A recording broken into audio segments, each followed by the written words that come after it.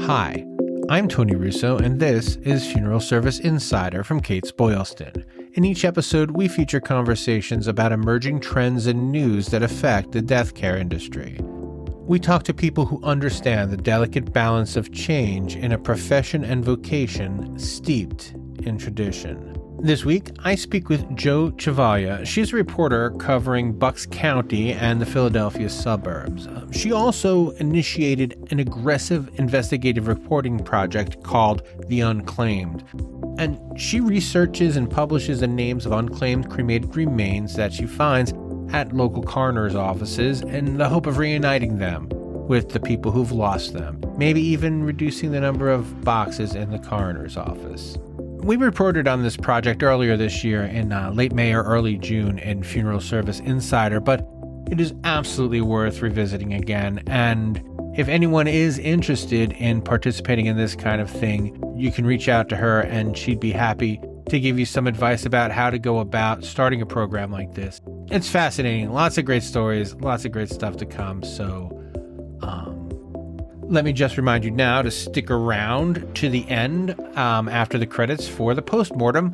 This week, I'll be reviewing The Burial, which just came out on October 13th on Amazon Prime. But for now, let's have this conversation with Jo. So let's start at the very beginning. Can you tell me how you came up with the idea for this project? Sure.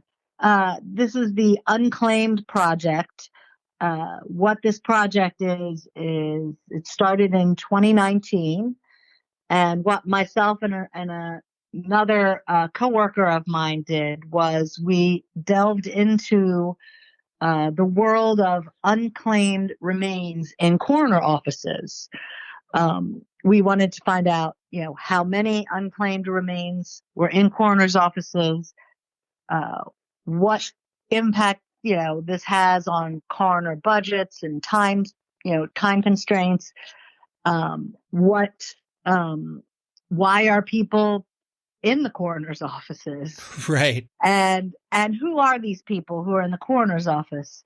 And, is there, why are they there?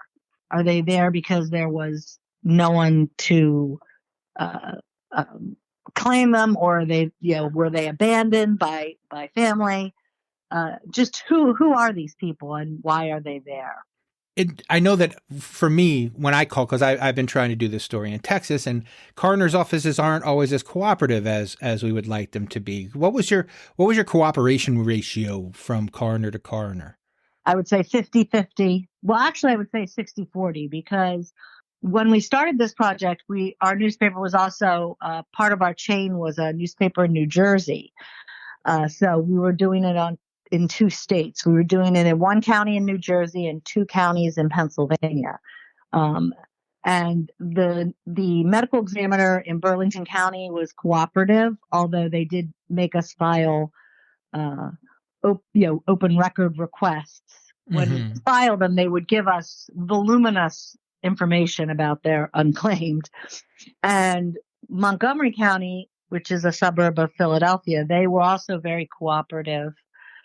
They gave us access to their unclaimed files, so we were able to go in there and kind of look at them and look at who these people were and what efforts they made to find loved ones. Bucks County was different. They denied our requests to review the unclaimed record files. They would produce the lists of unclaimed names when we would file a right to know request, but they did not provide us anything other than basically the age of the person at the time of death, where they were found, place of death, their name, and their date of death. That was all the information they would provide us. We did file an appeal with our state right to know appeal agency, and we did win that appeal. That was back in late 2019, but the coroner's office appealed that in our Commonwealth court, and that appeal is continuing to pend. And so you're still up in the air on that. But the other ones you're able to get in, and you had a reasonable amount of cooperation? I had a lot of cooperation actually. To let us look at these files, to pull out these files and let us look at them. That's a lot of cooperation. And like I said, in Burlington's case, they provided us with voluminous, information about the individuals. So tell me about the first time you found someone, and you kind of made that connection. The first time I ever did a story about an unclaimed person, or the first time with this project? Both, now that you bring it up. Well, the whole inspiration for the project was back in 2011. I had done a story. At the time, I think we had a couple of homeless people who had died in our area, and it got me wondering what happens to homeless people when they die. What happens to them? And this led me to do a short story about unclaimed remains at that time in the coroner's office just in Bucks County. And as part of that, we ran a list of, here are the names of people who are unclaimed in the coroner's office. And what happened was, there was a gentleman on there, John Fogarty, that was his name.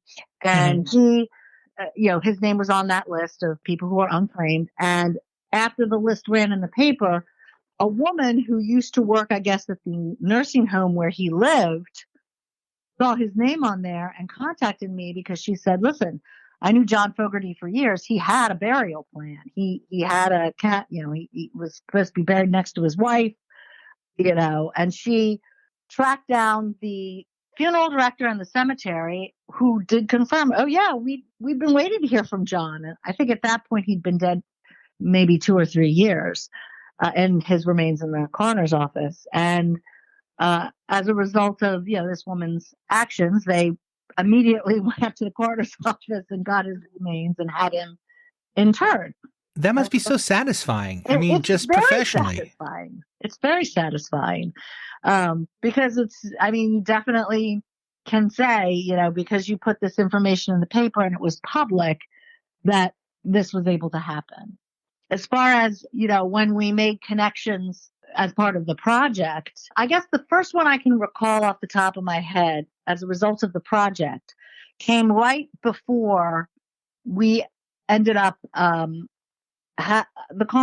coroner's office in Bucks County had not been very cooperative with us, but after our story ran and we were able to confirm that there were at least 4 veterans who were eligible for a free, burial in a veteran cemetery, they agreed to let those 4 people, our congressman got involved actually. Wow. And they were able to have those buried at the veteran cemetery. And that was in a very big ceremony that was attended by literally about 2,000 people. And it was a combined ceremony with Chester County and Montgomery County. So I think that day, 14 unclaimed veterans were interred. Their ashes were interred in a columbarium.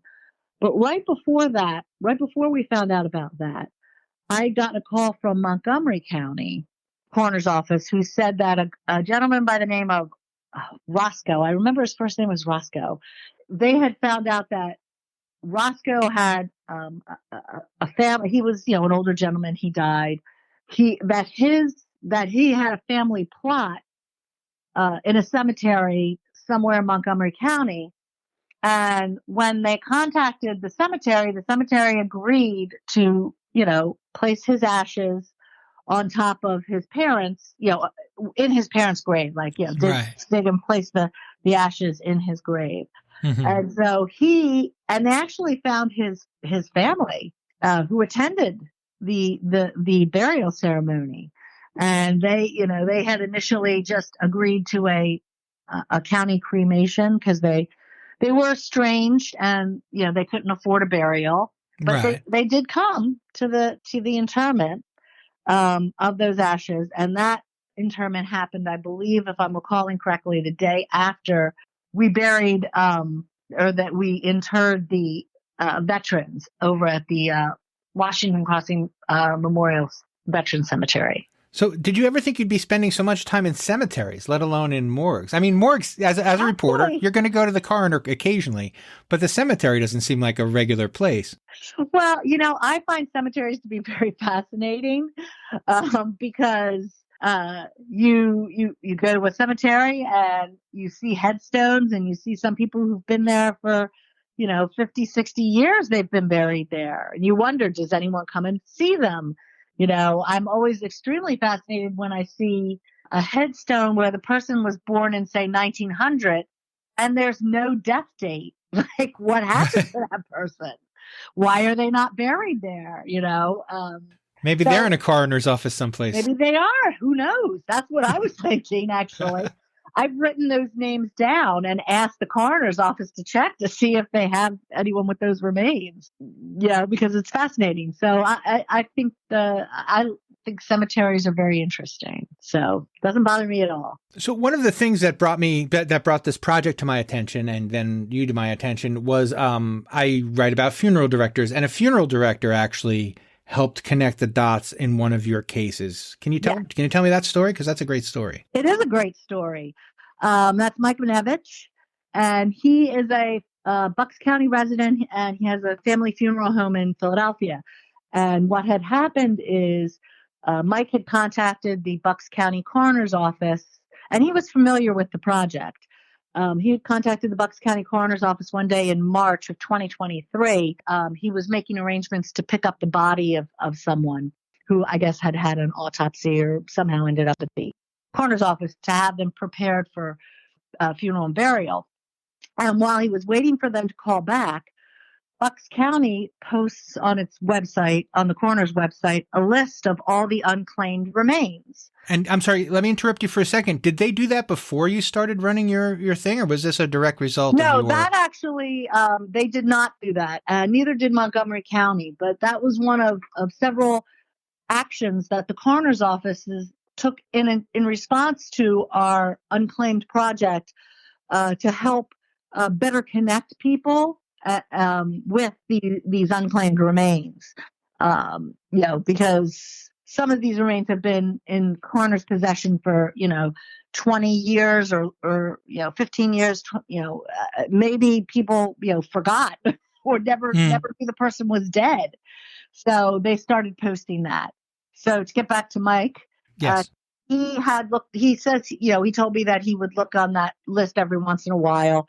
And on this particular day, he noticed at the top of the list was a guy whose first name was Casimir, and I'm sorry, I can't pronounce his last name, but it was Ukrainian. And he had been in the Bucks County's coroner's possession since 1999. He was the longest held set of remains. And he had recognized the first name Casimir as a Polish name and the last name as a Ukrainian name because he is also Ukrainian. So this got him very interested in, I wonder if, who is this guy? So he starts doing some checking using, Ancestry and other public record sites. And he said he very quickly pulled up that his mother was buried in a Ukrainian cemetery in Montgomery County. And ironically, it's also where his grandparents are buried. And so he had a pretty good relationship with the cemetery caretaker. So he contacted the cemetery caretaker and said, listen, we got this guy Casimir. His parents are buried there. Do you think we could do something? And the caretaker, who also is Ukrainian, said that he would, dig a hole at Casimir's parents' grave and bury the ashes there. And he would not charge for that. Well, that's fantastic. It is fantastic. And there's so many wonderful stories about cemeteries doing these things that have happened as a result of the project. So anyway, then he contacted Bucks County. Bucks County said, sure. They gave him the remains, free of charge. I think a week or two later, they had a service. They had a Ukrainian priest there. I was there. The coroner was there. Her deputy was there. And actually, now that I think about it, at the tail end of it, another woman had showed up that I hadn't seen in a long time, but she also works for a funeral home, and she had buried the unclaimed remains of her childhood friend, who she found out had died and was unclaimed as a result of the Unclaimed project. And so she had, I guess, because she's in the funeral, works for funeral home. She heard this was happening, and so she wanted to come and. You said that starting because you started running the names as well occasionally, and then you would kind of kick off responses, and people you would not initiate intentionally, but people having read your column would find other people. There was one about a classmate that you told me in the pre-interview that I think it was great that they raised money for a found classmate. Was the woman Julie, who That's what I was wondering. Who showed up at Casimir's. Her name is Julie, and she works for a funeral home. And she had called me after the project ran and said, I really like your project. As part of this project, we not only did stories about the impact of the unclaimed dead on counties, but we did a story about who were what we could find about some of these people, the unclaimed dead. We also did a story about a woman. Her grandmother had died. She didn't know, they were estranged. But then through the work of the Montgomery County coroner, they were able to get her remains back, and she had them interred with her grandfather. So we had that story, but we also have, which to me is the most important thing of this project, is a database. And we have a database that has the names of all the unclaimed dead, that we can find. Some have just basic information, as I said before, maybe a birthday, a death day, an age, maybe the last place they were known to live, where they died. And others we have been able to find much, much more information about. And when we can find a lot of information about someone, we try to do a story. And that is where Julie enters.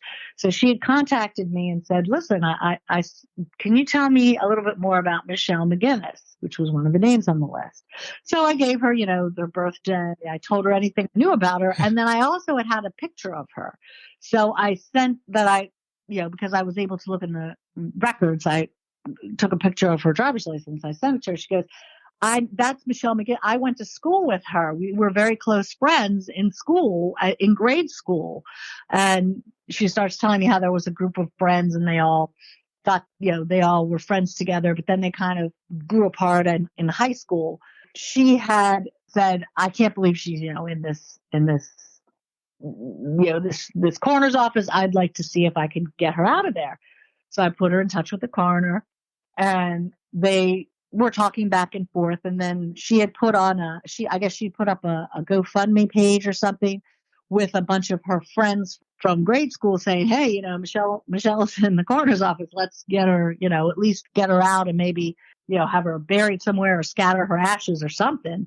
And one of their childhood friends had said, oh, well, listen, I no longer live in Pennsylvania, but I have a vault in a columbarium, and I would like to donate it to Michelle. So they donated. That's fantastic. It was fantastic. And she was able to find Michelle's ex-husband and her daughter. Michelle had a daughter who was 10 when she died, or 11. She was 11 because she was 17 when they had the service. And so she was able to, see this service. The cemetery, Sunset Memorial Cemetery, gave the daughter a little urn, like as a necklace urn with some of her mother's ashes in it. Oh, that's sweet. Yeah, it's very sweet. And so and then she was interred, and that was at the very beginning of the COVID in March of 2020. But they had this little service, and about 5 or 6 people came out. We were all spread out. Julie found a preacher who said some words, and it was very nice. Then a couple months later, she ended up, since it was a 2-person vault, she ended up taking one of the oldest remains in Montgomery County and had him interred because he'd been there a long time, and so let's have him interred too. And so she had a little thing and had Charles Bodleby interred. And now if someone ever comes looking for him, they know where they can find him easily. So. Yes, because if anyone ever wants to find anything out about Charles Bodleby, put his name into Google, and his information will pop up in the database because we've, of course, updated it. Like I said, we update whenever. And some of the updates are just, maybe the coroner's office says, listen, the family doesn't want to talk to you, but the daughter saw the name on the website, and now they came and picked him up on April 6th, 2023. So that just put that in there to let people know, yes, they have been claimed and here's how they were claimed. We're going to take a little break here so that I can tell you about our upcoming virtual event, Cremation Strategies. It is 1 to 4:30 p.m. on Tuesday, November 7th, and will feature 3 speakers who are experts in their fields. If you haven't attended one of our virtual events before, they're always a lot of fun. We take questions from the audience after each of the presentations, and the presentations are always very well rated. It's a great opportunity to ask questions, gain insights, and engage in meaningful conversations. August Esposito of Implant Recycling is one of our presenters, and he'll be talking about how harmful admissions are created and what you can do to combat them.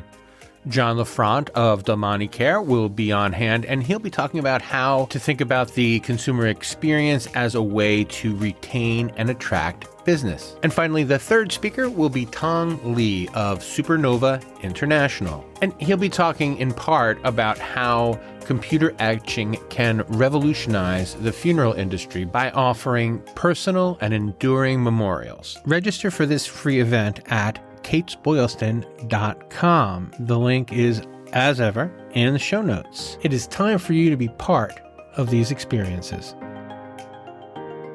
You know, one of the things that I'm curious is, A, why isn't anyone else doing this? But B, would it bother you if someone stole your story idea and started doing it for their own local paper? Like, this seems like something that could easily catch on especially among, local newspapers. Yeah, I mean, it does.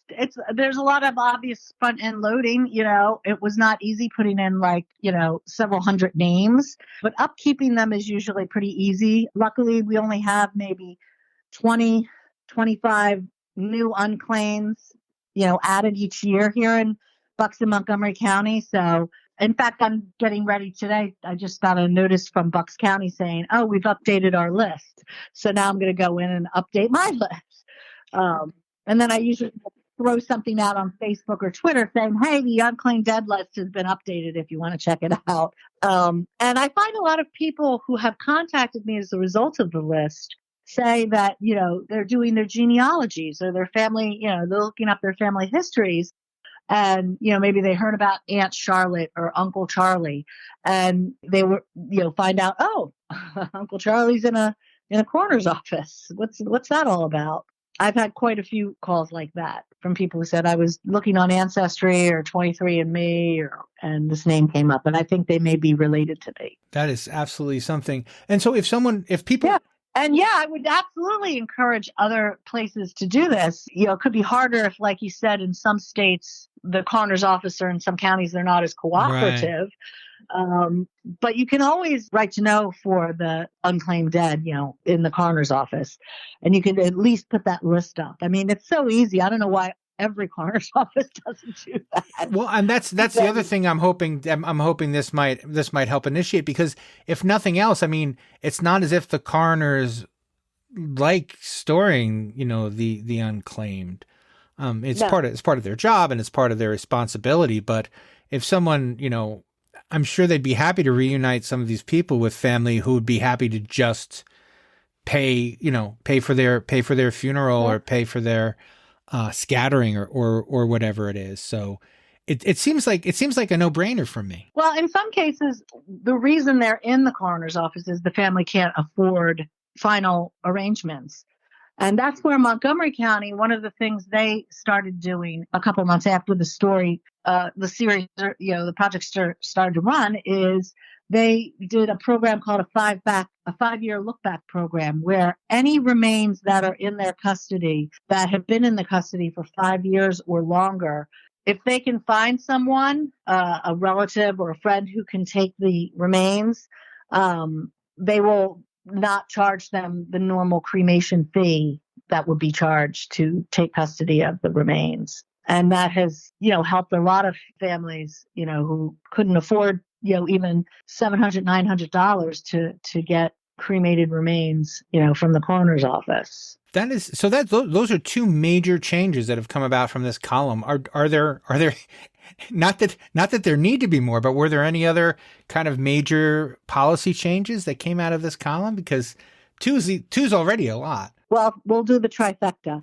because Bucks County particularly was not checking, and this often does happen. They were not checking people who came in as unclaimed to see if they could possibly have a military service that would make them eligible for a free, military burial. In the initial stories in 2019, we were able to, like I said, to find 4 veteran records for 4 people, that these were veterans. It appeared that they had been honorably discharged. And since then, I'm reasonably sure it's been at least a dozen. Wow. And in some cases, it was a husband and a wife who were unclaimed, but the husband was a veteran, so they were both entitled to be buried together. And one of the strangest stories I ever heard was the Bortners. Apparently, they died in 1988, but sometime around 2013 or 2014, their grandson showed up at the Montgomery County Coroner's Office with a FedEx box from Florida saying, "These are my grandparents. I don't know what to do with them." And he left them there. So the Bortners, were left there. They died within like 4 months of each other in 1980. I believe it was 1988. It might have been 1986. I know it was an even year. Wow. Anyway, they sat in the unopened FedEx box until it was learned that Leroy was a veteran. And so they were able to have Leroy and his wife buried at the Washington Crossing Cemetery. Wow. So, yeah. And so if people... That was just a strange thing. Here are my grandparents. I don't know what to do with them.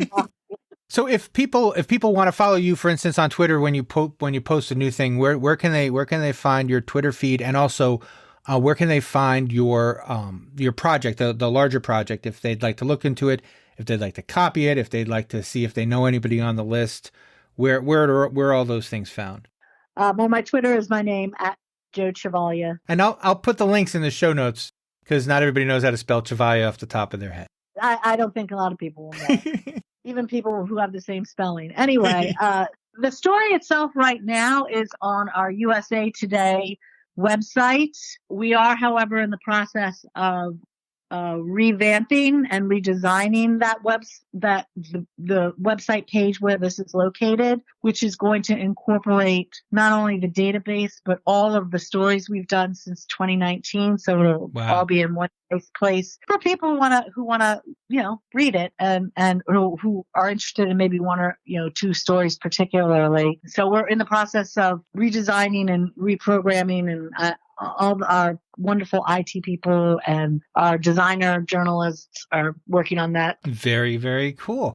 And that's pretty much all I have for you, unless you have something else for me. Is there something I should have asked and didn't? Is something you were hoping to get the opportunity to say but didn't get the opportunity to say? No, like I said, I would encourage other newspapers, if you can do it, or online publications, at a minimum, if you could publish your local county unclaimed list, that would be a big help for families and again for people doing genealogies, and I see only good that can come of it. Fantastic. All right, well, thank you so much for your time, and it was a pleasure speaking with you. Thanks. Funeral Service Insider, the podcast, is a Kates-Boylston production. It was written and edited by me, Tony Russo. I've said it before, but I'll say it again. Make sure you check out the show notes, because that's where you can get in touch with us. That's where you can send me feedback. That's where you can register for any of the events we're having. Anything we talked about in this episode that needs a link is in the show notes. And all of the show notes are on Kates-Boylston.com. I also want to take a second right now to thank all of the listeners, because there are all of the listeners. There's a bunch of you, and I think that's great. Thank you for listening. Thank you for continuing to listen, and I hope I continue to earn your attention every other week. If you like the podcast and think someone else will like it, please tell them. That is the best way for our podcast to grow. You can email a link to anyone you'd like from, again, where you're listening right now. And if where you're listening right now is where you like to listen, please subscribe. That way we don't have to remind you that the show's coming on. Your phone will remind you for us, and your phone will remind you for you. And now, the postmortem. So the movie The Burial is out this week, and it's already making plenty of buzz, especially in the funeral industry. If you're not familiar, it is an account of the O'Keefe family suing the Lowen Group and, spoiler alert, putting them out of business. What is truly notable in the movie is right in the opening, instead of saying based on a true story, it says inspired by a true story. And that isn't simply a word choice. It is an indication of the degrees. In the upcoming American Funeral Director, which will be out November 1st, you can still subscribe, and you can subscribe online, and you can find it there. We actually interview the O'Keefe family. It's not me, it's our editor, Patty Martin-Bartsky. She interviews Jeffrey O'Keefe, who was involved with the trial. He testified during the trial, and he kind of sets the record straight as far as what was embellished for dramatic effect, let's say. He says the other story is just as interesting, and I believe him. Still, it was a fun movie to watch, I think. What I think makes it both praiseworthy and also kind of hurts the movie a little bit is the way that it brings out the racial aspects of it, of the Lowen Group's takeover attempts and of their business practices, and also of the O'Keefe's attitude and relationship with the Black community. It makes the movie just a little bit uneven for me because they go back and forth in large ways. And the swings back and forth are just a little very high highs and very low lows. If you have access to the internet and if you've seen anything about this movie, you've seen that Jamie Foxx is fantastic in it, and that is 100% correct. He is really, really entertaining. He was in a movie called Baby Driver, and he played this kind of psychotic character named Bats. And this movie, if you've seen Baby Driver, then this movie is Bats, but a lawyer. And he was really good in it. And he picked the movie up and he put it on his back, and he was really fun. He enjoyed himself, and we get to enjoy him. And if for no other reason, you should check it out. But if you're in the funeral industry and you haven't seen it yet, it's worth seeing. It absolutely is worth seeing. But more important, I would definitely make sure you check out the article, because especially for people who were around at the time, especially for people who weren't around at the time, it would be good to get this insider interview that we have, and to get a different handle on the story. But I can highly recommend the story. I can easily recommend the movie. So, thumbs up all around. And that will do it for this episode. Thank you again so much for joining me, and we will see you next time on Funeral Service Insider, the podcast.